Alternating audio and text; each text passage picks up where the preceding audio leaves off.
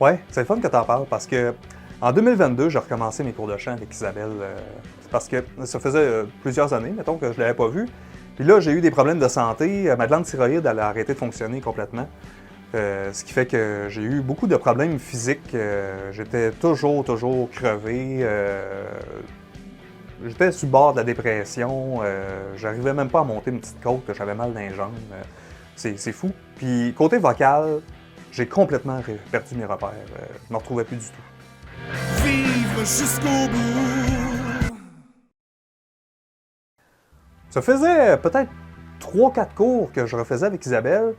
Puis elle me lance l'idée de participer au masterclass. Elle a fait des masterclass. Puis là, c'était Martin Goujon qui venait comme master de la classe.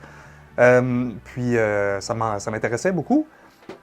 Mais j'en reviens toujours avec le même problème. Je sais jamais quoi chanter. Il faut toujours que je cherche la chanson. C'est un éternel combat, trouver une chanson. Ma femme, Pascal, elle me dit tu devrais essayer la chanson là, de Roméo et Juliette, là, j'ai peur. Puis je trouve que c'est une bonne chanson, une bonne idée. Il y a une belle prestance vocale, une belle place à l'interprétation. Fait que je travaille ça. Puis en 2022, en février, le monde tombe en panique. Je sais pas si vous vous rappelez, là, mais il y a comme presque la Troisième Guerre mondiale qui éclate en Ukraine. T'sais. Puis je trouve que le texte va super bien avec ça, avec ce qui se passe en Ukraine. Fait que je décide de prendre le texte, je sors la chanson de son contexte de la comédie musicale de Roméo et Juliette, puis je lui colle des images de guerre dans ma tête, des images de fin du monde terrible, t'sais.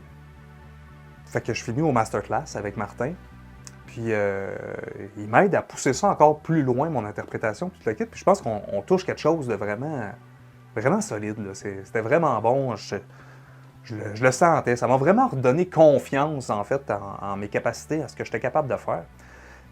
Puis pas longtemps après, il annonce les pré-auditions de La Voix. Là, je suis en confiance, tu sais, je suis tout heureux de ce que je fais, j'ai des chansons que j'interprète qui sont sur la coche, fait que on va essayer les pré-auditions. Je fonce là-dedans, je me rends là. La première étape de la pré-audition, il fallait préparer une chanson anglaise, puis une chanson anglaise puis une chanson francophone, tu sais. Fait que dans la première étape, je fais la chanson anglophone, puis ça fonctionne. Il m'envoie à une deuxième étape. Puis dans la deuxième étape, je refais l'anglophone et je fais aussi la chanson francophone qui est J'ai peur. Ben, je pense que c'était deux bons choix parce que après ça, j'ai eu un appel comme quoi je m'en allais faire les auditions à l'aveugle.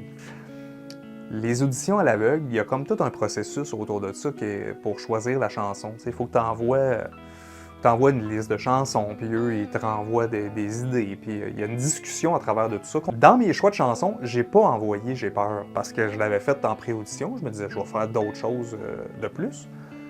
Puis, à force de discuter, ils me reviennent avec l'idée de J'ai peur, et on se dit, tu nous as vraiment jeté sur le cul quand tu nous as fait ça aux pré-auditions.